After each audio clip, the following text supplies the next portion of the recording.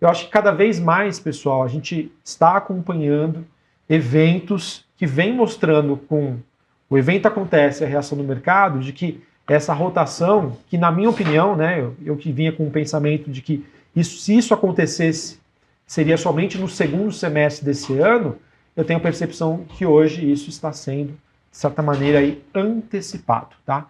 E a grande cereja do bolo, né, o grande evento de destaque desta quinta-feira, acaba recaindo aqui sobre estas movimentações aqui, pessoal. Deixa eu trazer aqui para vocês, ó.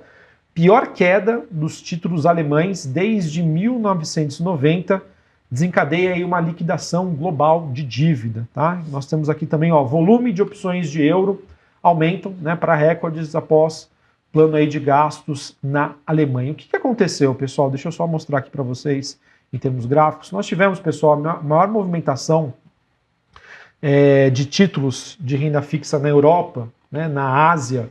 Aqui ele traz como destaque aí o bond, né, o título de renda fixa da Alemanha, influenciado aí por essa notícia, que nós tivemos um anúncio aí de um pacote de gastos, digamos assim, que veio acima das expectativas no mercado, ele que deve focar aí nas categorias de defesa, de infraestrutura.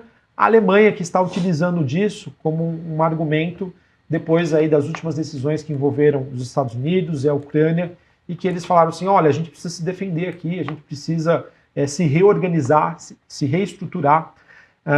Então, por conta disso, o governo alemão, que por característica, não somente a Alemanha, mas a europeia, a maioria das economias europeias que tem essa característica de ser mais conservadora em termos de gastos públicos, ter bastante responsabilidade, parece que o jogo está mudando. Então, quando você tem essa movimentação de sinalização de que o governo alemão, e que possivelmente isso vai fazer com que outras economias europeias busquem, né, maiores gastos públicos para reaquecer a economia por lá, e que isso, de certa maneira, acaba sendo fundamentado, aí, pautado por níveis de inflação mais baixos, né, já próximos aí da meta, isso aí, digamos que é o grande evento aí desta quinta-feira que realmente trouxe essa narrativa para o mercado de rotação setorial, de sair de tecnologia, Estados Unidos, e buscar outras regiões ali do mundo, principalmente Europa e China, aí,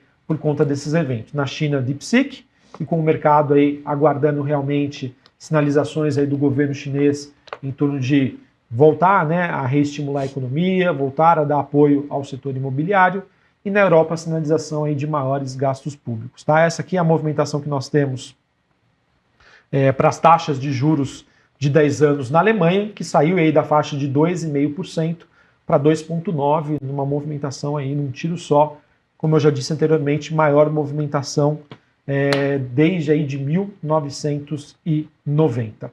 E tudo isso se soma, pessoal, né? O mercado acreditando e voltando a olhar com mais carinho para a Europa, tudo isso também acaba tendo como justificativa dados mais fracos relacionados à economia norte-americana. Então, não é que o investidor decidiu assim, Europa agora é o grande top do investimento, né? Não.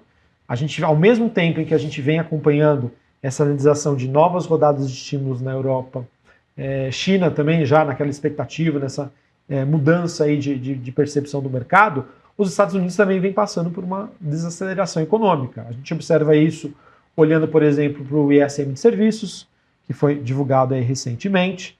A gente teve também um dado, pessoal, que mostra que nos Estados Unidos menos pessoas estão programando viagens.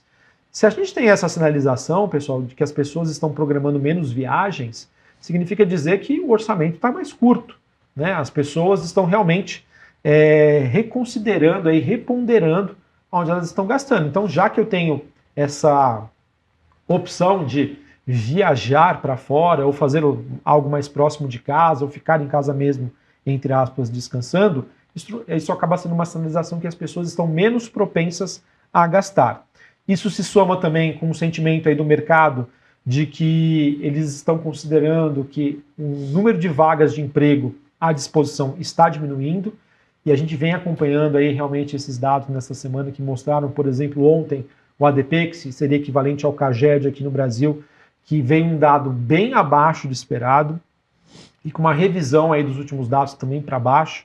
Lembrando que amanhã, sexta-feira, aí é dia do payroll nos Estados Unidos. Então, tudo isso, pessoal, quando você soma todos esses fatos, todos esses eventos, você acaba tendo aí essa justificativa do porquê, né, que a gente vê, por exemplo, os Estados Unidos em relação ao mundo, em relação às bolsas europeias, à bolsa europeia, em relação aí às bolsas europeias, você acaba tendo aí essa movimentação bem mais negativa, tá certo? Então, como consequência disso, pessoal, a gente acaba vendo, então, por exemplo, o euro se fortalecendo, tem aqui ó, o euro versus o dólar superando a média de 200 períodos. Você tem, por exemplo, o DXY, né, que é o dólar index, esse movimento aqui, de certa maneira, também ajuda o Brasil. Ontem, né, a gente teve aí o dólar atingindo ali a região de 2,74, 2,75. Inclusive, depois a Bia vai comentar aí com vocês, mas é a nossa enquete aí desta quinta-feira. O DXY, pessoal, que estava dentro aqui de um canal de baixa, né, e ele acelerou esse movimento, passando aqui para baixo da média de 200 períodos. Então são todos fatores, pessoal, que realmente mostram que aquele Trump Trade, né, que foram todos aqueles ativos que se valorizaram muito desde a eleição do Trump no ano passado, praticamente eles voltaram aí para estaca zero, que era bolsas nos Estados Unidos, dólar forte, criptoativos também, que passaram na semana passada aí por um movimento de grande turbulência, e cada vez mais, pessoal, evidente essa tese aí de rotação, tá? Então, só para passar para vocês que eu vou gravar também hoje aí as nossas carteiras recomendadas, a gente, olhando aí para as alocações internacionais, a gente passou por uma mudança bastante drástica ali e significativa em termos de alocação, diminuindo exposição em Estados Unidos e buscando realmente aí por ou setores americanos que estão mais correlacionados com velha economia, né, velha investing, ou até mesmo buscando oportunidades em outras regiões do mundo. E acredito que isso também possa ser um insight interessante aí, que você deva adotar aí de alocação para as carteiras dos clientes de vocês ou realmente para a sua carteira pessoal.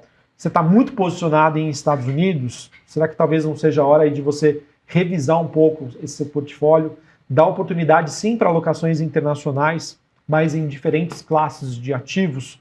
A princípio, pessoal, existem diversos fatores que convergem aí para esse sentimento do mercado.